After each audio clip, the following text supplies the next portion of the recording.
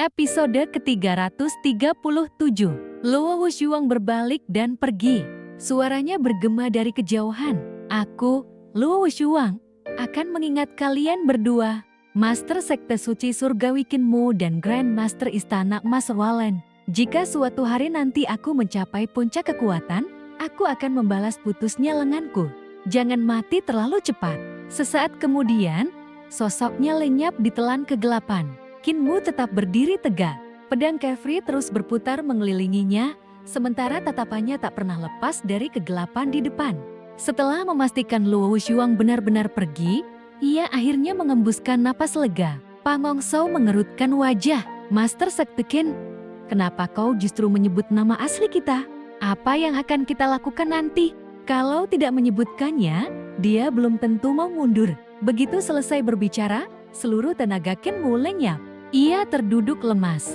Pedang Kefri jatuh ke tanah, dan bahkan mengangkatnya pun ia sudah tak sanggup. Kalau dia terus bertarung sampai mati, kita tidak akan mampu mengalahkannya. Mendengar nama kita membuatnya ragu dan memilih mundur. Pangong Shou perlahan bangkit. Di balik wajah tenangnya, ia diam-diam menimbang apakah ini kesempatan terbaik untuk membunuh Kinmu. Segumpal darah melayang keluar dari Bloodshot Calabas tanpa suara. Kau bisa saja memakai nama palsu. Kinmu mengangkat alis. Ujung pedang Kefri di samping kakinya diam-diam terangkat. Aku tidak pernah memakai nama palsu saat melakukan sesuatu. Lagi pula, kita akan kembali 30-40 ribu tahun ke masa depan. Bagaimana mungkin dia menemukan kita? Pangong Shou menggertakkan gigi. Masih berani berkata tidak pernah memakai nama palsu. Bukankah nama Kinmu sendiri palsu? Namun wajahnya segera berubah ramah. Master Sekte benar. Luo Wushuang memang berbakat, tapi terlalu sombong. Mungkin dia bahkan tidak akan hidup sampai puluhan ribu tahun kemudian. Kau tampak sangat lemah. Perlu kubantu? Kinmu tersenyum tulus. Tentu, aku benar-benar sudah kehabisan tenaga. Kalau kau tidak membantuku, mungkin aku bahkan tak bisa berdiri. Pangong Shou langsung bergidik dan buru-buru mundur. Tidak usah. Pria tidak perlu saling berpegangan. Lebih baik aku menjaga jarak. Kinmu hanya tersenyum lalu menopang tubuhnya dengan pedang Kefri. Luo Wushuang sudah pergi. Tapi mungkin dia akan kembali bersama pengawal Elite Roh. Kita harus segera meninggalkan tempat ini. Naga Kilin menarik kembali sisik yang terbuka di dadanya, lalu merangkak keluar. Retakan di dadanya pun menutup kembali seperti semula. Makhluk itu menaiki peti sambil terengah-engah. Kinmu ikut naik dengan susah payah, lalu menoleh kepada Pangong Shou.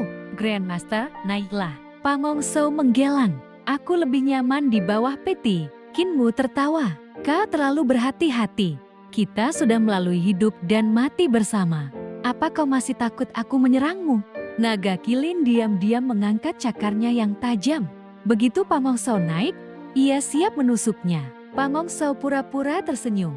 Terima kasih atas niat baikmu, Master Sekte, tapi aku memang terbiasa curiga pada semua orang. Suruh saja naga gemukmu menurunkan cakarnya. Peti itu kembali melangkah menembus kegelapan. Kinmu menutup mata sambil memegang pedangnya dan segera tertidur. Pangong Shou justru tetap terjaga. Ia diam-diam menelan beberapa pil roh untuk memulihkan kultivasinya. Tak lama kemudian, sebagian ki vitalnya pulih. Sekarang saat terbaik membunuhnya. Ia mulai mengaktifkan Bloodshot Calabas secara diam-diam. Namun sesaat kemudian, aroma obat memenuhi udara. Kinmu ternyata juga sedang memulihkan diri. Tangan kirinya tersembunyi di dalam kantong Tauti. Diam-diam mengambil pil roh dan memberikannya kepada dirinya sendiri maupun Naga Kilin tanpa mengeluarkan suara. Pangong Shou langsung mengurungkan niatnya. Selama dia masih mampu memulihkan diri seperti ini, menyerangnya terlalu berisiko. Beberapa saat kemudian, cahaya akhirnya tampak di kejauhan. Mereka tiba di stasiun peristirahatan. Tempat itu dipenuhi para pengungsi, tetapi para dewa penjaga sudah tidak ada. Baikwir yang sejak tadi menunggu dengan cemas akhirnya melihat peti berlumuran darah mendekat. Ia segera berlari sambil menggandong putra bayi Kingfu. Kinmu melompat turun dari peti, meregangkan tubuhnya, lalu bertanya, "Mengapa kalian belum pergi?" Baikwir menundukkan kepala. Semua orang sudah kelelahan. Kebanyakan hanya orang biasa, orang tua, wanita, dan anak-anak. Para dewa penjaga kemungkinan besar sudah pergi membantu kota 100 kemakmuran. Sekarang hanya kita yang tersisa. Kinmu melihat sekeliling. Orang-orang berbaring lemah di tanah. Sebagian besar hanyalah warga biasa yang terlambat melarikan diri karena tidak memiliki kultivasi tinggi. Wajah mereka dipenuhi keputusasaan. Kita tidak bisa tinggal di sini, gumam Kinmu. Masukkan semua orang ke dalam peti. Aku akan membawa mereka sejauh mungkin. Baekwer memandang peti itu. Di mana orang yang pergi bersamamu? Aku di sini. Pangongso muncul dari bawah peti sambil terkekeh. Untungnya aku masih hidup. Kinmu memanggil naga kilin. Saudari Kwer, bangunkan semua orang. Kita harus segera berangkat. Baekwer mengangguk. Semua orang segera dibangunkan. Lalu Kinmu membuka peti agar mereka masuk. Pangongso juga hendak ikut masuk. Namun Kinmu menggelang. Tidak, kita tetap di luar. Kalau musuh mengejar, harus ada orang yang bisa melawan. Peti Xingyan memang sangat kuat sebagai perlindungan, tetapi sama sekali tidak memiliki kemampuan menyerang. Jika semua orang bersembunyi di dalam, mereka hanya akan menjadi sasaran empuk. Pangongso mendengus. Kau terlalu baik hati. Dalam dunia seperti ini, menyelamatkan diri sendiri saja sudah sulit. Kinmu hanya tersenyum. Aku hanya ingin mempertahankan sedikit kebaikan di tengah kekacauan.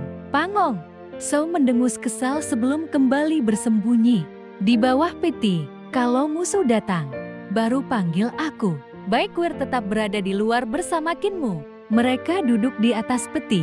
Sementara naga kilin berbaring di belakang dan segera tertidur. Kenapa Grandmaster selalu berada di bawah peti? Tanya Baekwer penasaran. Dia berjaga dari serangan yang datang melalui bawah tanah. Baekwer mengangguk kagum. Dia memang sangat berhati-hati. Peti terus melaju ke arah timur. Dalam perjalanan, Kinmu diam-diam memandangi Baekwer. Semalam saja hidup gadis itu berubah total. Rumahnya hancur, keluarganya tercerai-berai, dan kini ia memikul tanggung jawab atas banyak orang.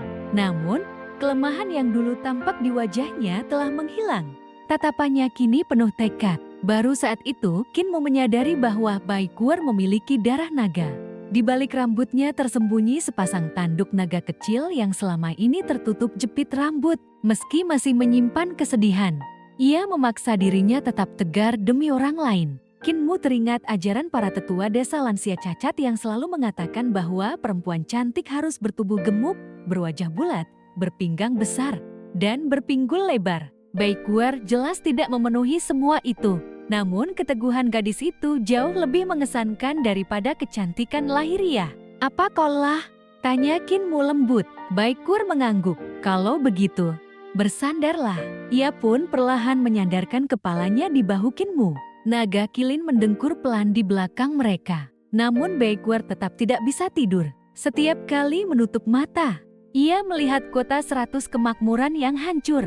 Keluarganya yang gugur, para monster dalam kegelapan, dan wajah-wajah orang yang telah mengorbankan diri demi melindungi mereka. Beberapa saat kemudian ia bertanya, "Dulu kau bilang berasal dari masa depan. Benarkah?" Kinmu mengangguk. "Aku datang dari 30 hingga 40 ribu tahun di masa depan. Di sana, apakah dunia damai? Untuk saat ini, ya. Tapi aku tidak tahu sampai kapan." Baekwer terdiam. 30 atau 40 ribu tahun. Aku bahkan tidak tahu apakah aku bisa hidup selama itu. Hidup di zaman ini terlalu berat. Kau harus tetap hidup. Kinmu menatap peti di belakang mereka. Orang-orang itu membutuhkanmu. Mereka kehilangan keluarga dan rumah. Sekarang harapan mereka ada padamu. Tubuh Baekwer sedikit bergetar. Kau jauh lebih kuat daripada yang kau kira. Banyak pria akan hancur menghadapi keadaan seperti ini. Tetapi kau masih mampu berdiri. Gadis itu mengangguk pelan. Bisakah kau terus berjalan bersama kami? Kinmu terdiam cukup lama. Kemudian ia memandang ufuk timur yang mulai memutih. Sebentar lagi fajar. Setelah matahari terbit, aku mungkin akan menghilang. Aku datang ke masa ini karena sebuah kebetulan, dan saat waktunya habis, aku harus kembali. Baekwer menatap langit yang mulai diterangi cahaya. Kinmu bangkit sambil tersenyum. Adik kecil, Mulai sekarang perjalanan ini harus kau lanjutkan sendiri. Air mata akhirnya mengalir di pipi Baekwar. Ia memeluk putra Bae Qingfu erat-erat, lalu memandang Kinmu dengan mata berkaca-kaca. Kinmu menangkupkan wajahnya dan tersenyum hangat. Teruslah hidup. Baekwar langsung memeluknya erat. Jangan pergi. Aku takut tidak sanggup. Kinmu membalas pelukannya. Mungkin semua jejak keberadaanku di zaman ini akan lenyap. Tapi ada satu kalimat yang ingin kutinggalkan. Fajar pun tiba. Sinar matahari pertama menerangi pegunungan, mengusir seluruh kegelapan. Kinmu mengangkat pedang Carefree. Pedang itu melesat seperti naga, lalu mengukir beberapa kata besar di sebuah tebing. Sesaat kemudian pedang kembali ke tangannya. Kinmu memeluk Baekwar untuk terakhir kalinya. Saat cahaya matahari sepenuhnya menyinari tubuhnya, sosok Kinmu perlahan memudar seperti asap, peti, dan naga kilin juga ikut menghilang. Semua orang tertegun. Baekwar segera menoleh ke arah tebing. Di sana terpahat sebuah kalimat yang ditinggalkan Kinmu. Kehidupan manusia lebih besar daripada surga. Kalimat sederhana itu terasa seberat gunung. Baekwar memandang orang-orang yang kini menggantungkan harapan kepadanya. Beban itu begitu besar, tetapi juga memberinya keberanian. Ia mengangkat tangan tinggi-tinggi sambil menggendong anak Bae Qingfu. Ikuti aku akan membawa kalian keluar dari penderitaan ini dan menemukan tempat agar kita semua bisa terus hidup. Harapan kembali menyala di hati para pengungsi. Mereka mengikuti langkahnya menuju matahari terbit. Baekwar menoleh sekali lagi ke arah tebing. 30 atau 40 ribu tahun di masa depan. Dalam hati ia berjanji, aku akan terus hidup. Aku akan menemukanmu. Walau harus menunggu puluhan ribu tahun, suatu hari nanti kita pasti akan bertemu kembali. Ia menahan air matanya. Saat itu tiba, aku tidak akan membiarkan penyesalan tersisa. Aku akan mengatakan bahwa aku menyukaimu.